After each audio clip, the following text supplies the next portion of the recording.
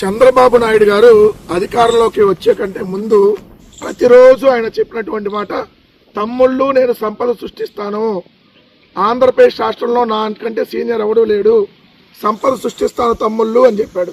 మరి ఆయన అధికారంలోకి వచ్చి 2 సంవత్సరాలు అయింది కదా, 23 నెలలు ఆల్రెడీ పూర్తి చేసుకున్నాడు కదా.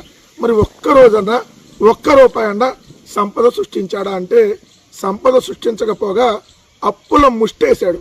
ఆయన చెప్పిందేమో సంపద సృష్టిస్తా అని, కానీ ఇక్కడ అప్పుల ముష్టిని సృష్టించాడు. 23 నెలల కాలంలో చంద్రబాబు నాయుడు గారు ప్రభుత్వం చేసినటువంటి అప్పు అక్షరాల 3,52,055 కోట్లు. అంటే 23 నెలల్లో 3,52,000 కోట్లు అప్పు చేశారు. అంటే నెలకెంత 15,306 కోట్ల అప్పు. అంటే ఒక రోజుకెంత 510 కోట్ల అప్పు. గంటకెంత 21,25,00,000. అంటే చంద్రబాబు నాయుడు గారు గంటకు చేస్తున్న అప్పు 21,25,00,000, రోజుకి చేస్తున్న అప్పు 510 కోట్లు. మంగళవారం అప్పుల వారం చేసేశాడు. నెలకు 15,306 కోట్లు అప్పులు తీసుకొని వస్తా ఉన్నారు. ఇప్పటి వరకు బడ్జెట్ లోపల చేసిన అప్పు 1,93,964 కోట్లు. బడ్జెట్ బయట కార్పొరేషన్ ద్వారా చేసిన అప్పు 1,10,704 కోట్లు.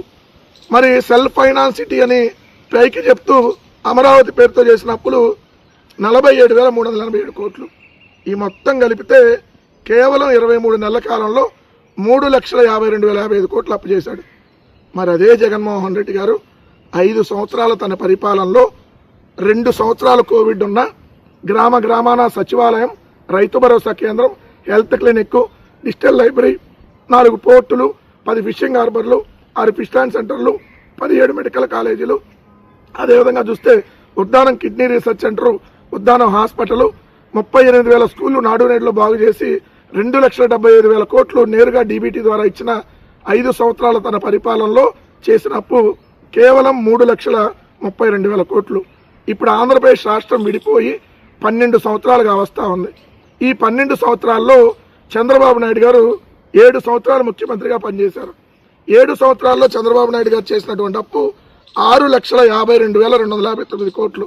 జగన్ గారు 5 సంవత్సరాల్లో చేసిన అప్పు కేవలం 3,32,000 కోట్లు. మరి ఎవరిది విజనరీ, ఎవరిది ముష్టి పరిపాలన, ఎవరిది అప్పుల కుప్ప పరిపాలన? ఏం చేస్తున్నారు ఈ అప్పులు చేసి అంటే? ఒక్కటంటే ఒక్క పథకం లేదు, ఒక్కరికి కూడా కొత్తగా పెన్షన్ ఇచ్చింది లేదు, ఒక్కరికి కూడా కొత్త ఉద్యోగం ఇచ్చింది లేదు, ఒక కొత్త బిల్డింగ్ కట్టినటువంటిది లేదు. ఒక్క పథకం ఇవ్వకపోగా ఈరోజు ఆరోగ్యశ్రీ లాంటి పథకానికి 3,000 కోట్ల రూపాయల బకాయిలు కూడా చెల్లించలేనటువంటి దిక్కుమాలిన పరిస్థితిలో మొన్న ఏప్రిల్ 1వ తారీఖు నుంచి హాస్పిటల్లో ఆరోగ్యశ్రీ సేవలు నిలిచిపోయినటువంటి పరిస్థితి. ఫీజు రియంబర్స్మెంట్ లేదు, వసతి దీవెన లేదు, సరైనటువంటి మధ్యాహ్న భోజన పథకం లేదు. మరి ఏం చేస్తున్నారు ఈ అప్పులంటే? ఏదైతే తండ్రి కొడుకులు అంటే అబ్బా కొడుకులు చంద్రబాబు నాయుడు, వాళ్ళ కొడుకు లోకేష్, అదేవిధంగా ఉప ముఖ్యమంత్రి పవన్ కళ్యాణ్, వీళ్ళు ఎక్కితే స్పెషల్ ఫ్లైటు, దిగంగానే మళ్ళీ స్పెషల్ హెలికాప్టరు, ఇలా దుబారా చేస్తున్నారు, దోపిడీ చేస్తున్నారు. మరియు టీడీపీ కాంట్రాక్టర్లకి ఏదైతే 1 కిలోమీటర్ రోడ్డు వేయడానికి అమరావతిలో 60 కోట్లు ఒక చోట 80 కోట్లు, ఒక చోట 100 కోట్లు, ఒక చోట కిలోమీటర్ రోడ్డు వేయడానికి 180 కోట్లు. ఈ విధంగా అడ్డగోలుగా దోచిపెడుతున్నారు ఈ అప్పులు తెచ్చి అనేది క్లియర్గా ఈ 23 నెలల కాలంలో కనపడింది. ఆంధ్రప్రదేశ్ రాష్ట్రాన్ని పూర్తిగా విధ్వంసం చేసేసినటువంటి చంద్రబాబు నాయుడు గారి సర్కార్ అనేది క్లియర్గా కనపడతా ఉంది. రాష్ట్రాన్ని 75,000 వెనక్కి తీసుకొని వెళ్ళారు ఈ 23 నెలల కాలంలో ఈ చెత్త పరిపాలన వల్ల అనేది క్లియర్గా ఈ అప్పులు చూస్తే అర్థమైపోతా ఉంది.